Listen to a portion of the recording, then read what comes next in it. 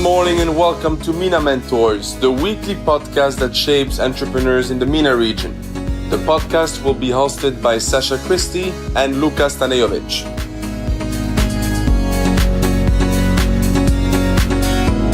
Good morning and welcome to MENA Mentors. Today, this is podcast number 7, and we will be talking about the benefits of using Google Ads. Good morning, Luka. Morning. What do you think are the main benefits of using PPC campaigns? Most revolutionary part of paid advertising, particularly with Google Ads, is this intent aspect. So there is no other advertising platform that can let you reach users when they are searching for your product. I've heard it described as almost as if you owned a store and you could choose exactly who walks in front of your store. So you don't have random people walking. It's only people who are interested in the product you sell. And then not only are these the only people walking in front of your store, but every time somebody walks by your store, you can completely change what's displayed in your store window to make it exactly what they came to buy. And on top of all this, you've got, people who are only looking for a product, but you don't even pay for any of this advertising until they walk into your store and start browsing your products. And I think that's amazing. If you said to any retailer that this was possible, they would call you crazy. Well, that's possible through online advertising platforms and through pay-per-click campaigns, because that's exactly what it is. You're reaching people at the moment they're searching for you on search engines. So if, let's say I look up the latest smartphone models, I'm going to get a lot of ads that target exactly smartphones. So I get exactly what I'm looking for. And these advertisers, typically if they're running pay-per-click campaigns, won't pay until I actually click their ads. And that's extremely powerful because if your campaigns are set up properly, every single time somebody visits your website, they are a lead and you're only paying for these qualified leads. But how expensive is it to run PPC campaign? Because you're telling me that you pay per click, but what kind of budget do you need to consider for these kind of campaigns? How does the pricing work? Basically, when you set up your campaign, you choose keywords. And so people searching for a certain keyword would see actually one of your ads that's associated with that keyword, but that's not all there is to it. Essentially, the relevance of your landing page plays a part. So that's the page that they'll land on after clicking your ad. The wording of your ad plays a part. And all of this determines how much you'll be paying for that click. So you basically enter an auction against other advertisers who are bidding on these same keywords. And then let's say you're the top bidder. You won't actually end up paying what your maximum bid is, but you'll end up paying slightly more than the second highest bid, essentially. That's how it works. So ultimately, the pricing is quite variable. You've got industries where a click can cost you nothing, like fractions of a dollar. And you've got some industries, our industry, like web design and marketing, where marketing in particular, clicks can run you upward of, $15, sometimes $20 just for one click. And so this is where it becomes extremely important that your campaigns are set up right, because first of all, setting up your campaigns properly reduces the price you'll pay for each click. But on top of that, if you're paying such a high price for your clicks for certain keywords, you want that traffic to be super qualified and you want the intent to 100% be there and you want to have a high conversion rate on these leads. And when it comes to targeting, you said that you can target the right people through your ads. So is it mainly keywords oriented? Can you also target via location? How do you use Google Ads as a tool to target your potential customers? So the targeting system is actually quite powerful. You can, first of all, you have location targeting. Yes, that's, I would say, the main method of targeting. And you can include certain locations and exclude other locations. You can even put like little pin drops and create radiuses that you want to include or exclude, which is, it's great if, let's say, I want to target Dubai, but I want to avoid this malicious practice where my competitors go and click my ads to increase my ad spend without me getting any conversions. So I drop little pins on their locations and I create like a couple kilometer radius around them where I don't want to show my ads. And so if my competitors are browsing from their work computers or whatever, they're never going to get to see my ads. They won't get to click them and increase my ad spend. On top of this location targeting, once you get a little bit deeper into it, you can, for example, focus on certain devices. And you can choose to target mobile users and increase bids for mobile users. If your product isn't tailored to mobile users, you can increase bids for desktop users. Once you get into remarketing, it gets even more interesting because then you can, for example, I don't know, let's say I sell sportswear. Well, I can remarket to people who visited my website while they're on other sports websites. Or if I want to run display campaigns, like let's say I run a fashion brand, I can push my display campaigns on websites that exclusively talk about fashion.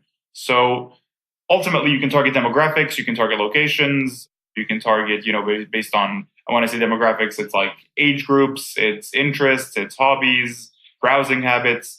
I'm sure you've heard your friends and, people, say, oh my God, I was searching for something online. Now, every time I go on any website, I see like 15 ads for the same product. That's because, when you're browsing online, you reveal a lot of information through your browsing history, through the cookies on your devices, and marketers can use that information to target their ads extremely accurately. So is everything trackable as well? Can you see data from your campaigns? I'd say this is one of the main, definitely, advantages of search advertising. It's that, yes, everything is trackable and measurable. So let's say you're a company that uses more traditional advertising methods and you have billboards up and you have, even if you run a TV ad, what's your best metric? It's how many people saw that ad during that time slot, but ultimately you're not 100% sure. Okay, you can get demographics information, but it's not completely precise. With search advertising, you know exactly, to the number of impressions, how many times your ad was shown. You know exactly how many times it was clicked. You know what percentage of people click this ad. Once people land on your website from this ad, you can track their journey entirely from the point where they land up to the point they leave your website, whether it's after a purchase or whether they immediately bounce from the page or whether they go on a different page on your website. We've had occasions, for example, where people would land on one of our landing pages, but we included a link to, let's say, I think once it was like our portfolio or something, and people would land on the landing page and then they would kind of go into the portfolio and they would kind of start browsing the website, clicking through various links, and they would get lost instead of completing a conversion.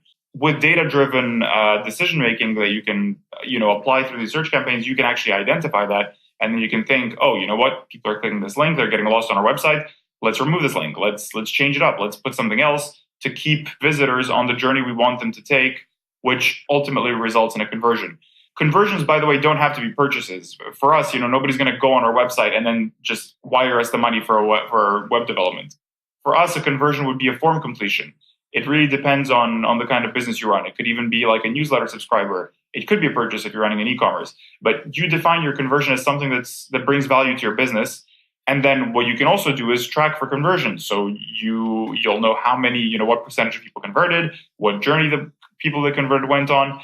Then you can even optimize your campaigns for conversions. I'm not too big of a proponent of just letting Google automate everything on your campaigns, but optimizing for conversions lets the platform optimize your campaigns, to increase the number of conversions. So ultimately getting you the most valuable actions taken on your website. And you can also, if you know the acquisition cost of your clients, you can put that in, and then you can optimize for a certain cost per acquisition. So you're bidding on searches where conversions are very likely so that you hit your cost per acquisition targets. Yeah, ultimately it's incredible because you know who visited your website, where they went, and you can take meaningful actions on your account and improve your campaigns much better than throwing out a billboard and having no idea who saw it, what demographics they are, whether they had any intent of purchasing that product. I mean, I was walking to work today and I saw some insurance billboards. One of them was just the name of the company and the website. And it's like, first of all right, you're a well-known insurance company, but if I'm not completely sure of that, and I'm sure a lot of people don't know that it's an insurance company, why would they go on that website? I mean, sure, granted, it's a branding campaign in this case. They just want to gain awareness, but it's so much less potent than having somebody search for buy car insurance for Mercedes S-Class in Dubai, and then my ad shows up and says, we'll insure your Mercedes S-Class in Dubai, and we'll offer the best premiums, etc. So you need to, you really need to weigh your options. I think search is extremely powerful. And in a few words now, just to understand the difference, what's the main difference between SEO and Google AdWords? Is it something that we need to run at the same time? Can you run these two different tools independently? How does it work?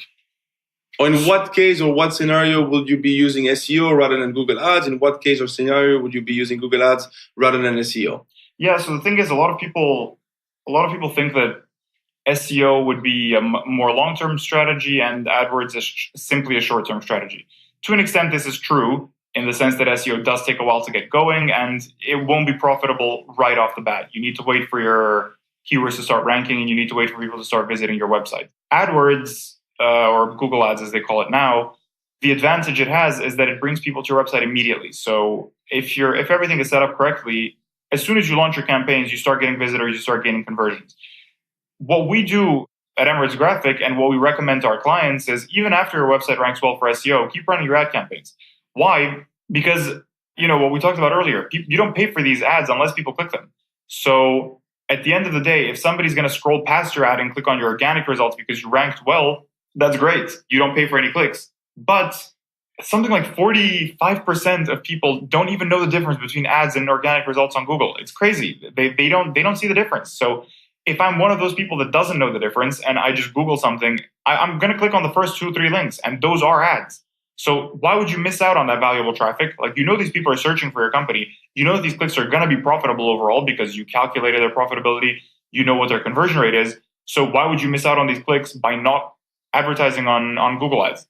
I would say start with Google Ads, see how profitable it is for your business. And if you're gaining a positive return on investment, you should 100% keep running your ads even after SEO has put you in the first spots for your most valuable keywords. Because once again, not only are they still profitable, but you're taking 2 spots on the first page. So it's you can only gain from that. And we do that internally. We recommend that to all our clients. And so far, all of us have seen success through keeping our campaigns going. So that's definitely something I'd recommend. And when you say that with Google Ads, you get immediate and direct traffic, does that mean that as a company, you can try to expand your services to a new market without actually having a physical presence there, just to test the market? Yeah, 100%.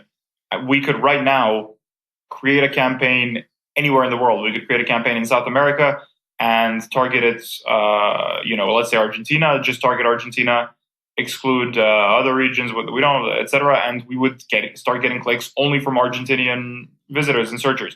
It's a bit more complicated with languages and stuff, but yes, you can absolutely do that. If you word your ads properly in the correct language, you can target whatever market you want. And like you said, if you're looking to expand into a new region, you want to get some leads, you want to get some, you want to test the waters, you could 100% do that. Ultimately, it's all about whether it's profitable for your company. And the advantage is you can measure all of that with Google Ads. Thank you, Luka, for all these insightful information. I hope this will be helpful for everyone that's listening. And if you need any additional tips, you can for sure send us a message on LinkedIn and we'll make sure to advise you and give you all the tips you need in order to make your ads more effective and successful. See you next week.